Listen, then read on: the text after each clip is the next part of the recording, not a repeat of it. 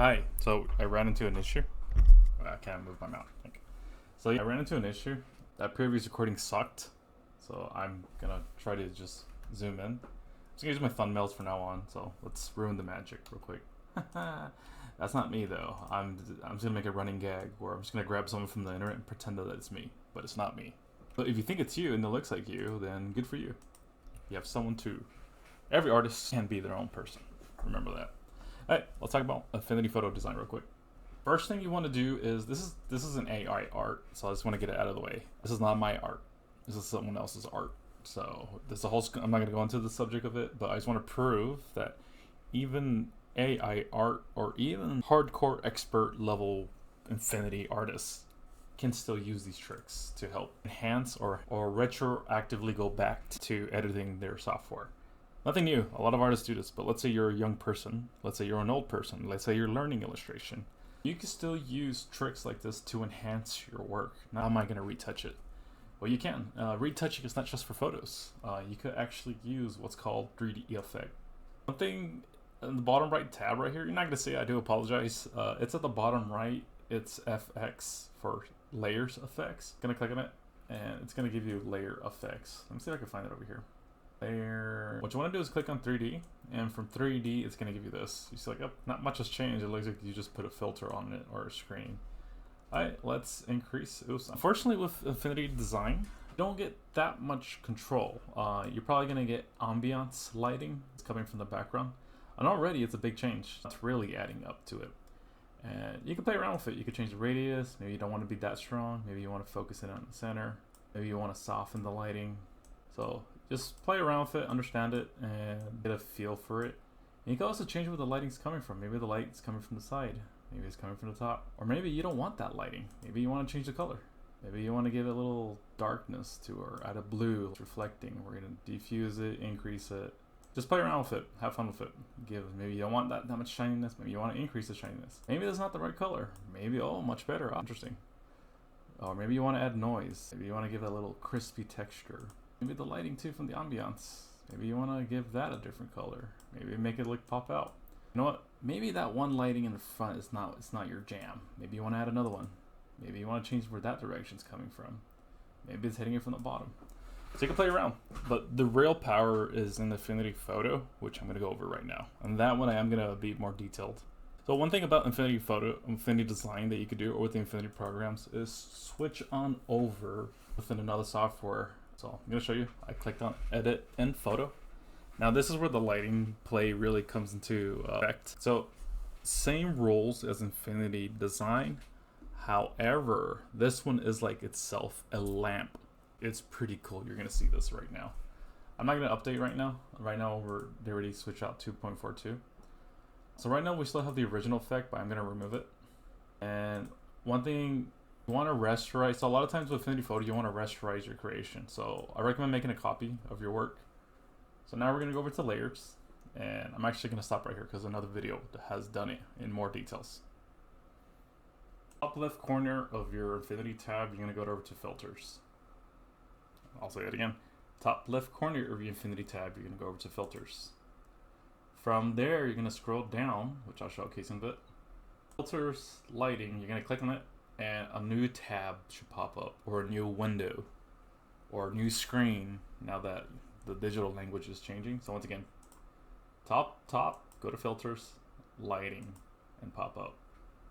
I said earlier about the 3D effect, where does it come from? It's the same thing, but a lot more control and a lot more coolness to it. And I tend to do this, I don't really play around with it a lot, but now since I'm upgrading my, what's it called? Skills or features and just trying to get things done faster, or rendering, this is a really awesome feature, and I have used it before for photos, especially when I'm trying to get that authentic lighting. Notice I don't have to do a vignette. For those who don't know what a vignette, it's that little weird circular cone to focus things. But in this case, I could do this. But here's another cool part. I could add another one. I can add another lighting. And we know lighting's coming from the back, right here. We know the lighting is hitting us. So we're gonna change. You can play around with this, really play around. And notice how it looks like I'm coloring things in, but I'm not. Oh man, this is why I love this in design. By the way, this is not something that I have. You don't have need to do a layer. It's just things added to it. So once again, I just added, you can have, I don't think there's any limit on the lighting, I could be wrong. But you can also change the directions, and look how it plays around with it. So with Affinity Design doesn't let you have this much power, but this is pretty sick.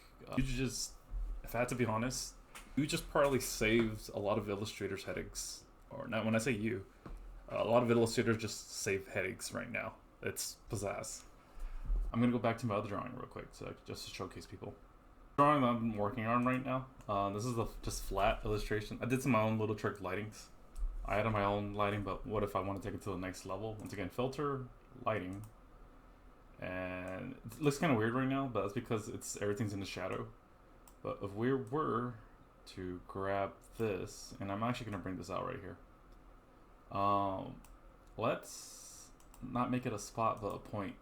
Ah, interesting. Look, this is, I think this is pretty freaking cool. What if it's coming from the outside? Or what if it's too strong? Huh, interesting. Can I change the opacity? Yes, you can. So even though the opacity, I lowered it down to like really low, you're more than welcome to like not remove it, but the intenseness of being spectacular. And look how much time I just saved. Maybe it's coming from her heart. Maybe it's coming from her face. You know what? What if I want it to change color? Maybe she has a warm glow to it. She has a warm glow. See, this is pretty amazing. This is what I like about technology, or like if you know how to play around with illustration, it saves a lot of people so much time. I wouldn't say it's a game changer. This is something that has been happening. This is like something that Affinity has had in the past before. I don't see many artists use this for the illustration, but I know they use brushes and techniques and things, but this is honestly pretty awesome. And it's pretty cool. It looks like a painting.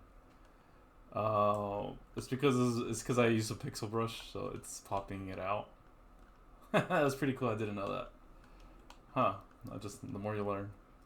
But we don't want that texture. As much as it looks real, I'm not gonna lie. This is actually pretty cool. I didn't know you could do this. Huh? It's because I use a very specific brush. So this is probably not Affinity had in mind, but oops, I gotta flatten it. Always. There you go. Much better.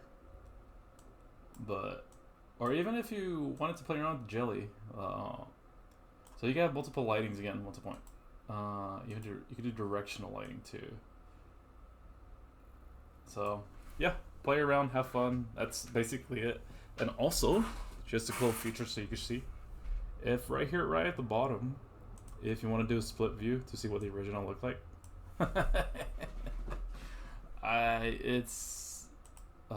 hopefully Affinity gets more love, especially as an illustrator. I'm kind of showcasing the power of Affinity Photo and Affinity Design. However, if you're more of a drawer, I highly recommend Affinity Design. Once you start getting to the habit of it, I recommend switching over to Affinity Photo when doing more tricks like this. Or if you're a graphic design artist, I recommend Affinity Photo and Affinity Design. Both of them have really powerful tools that are yet to be, utilized to its full potential. So thank you, and hopefully you all have a good day, good night, or good morning if I don't see you.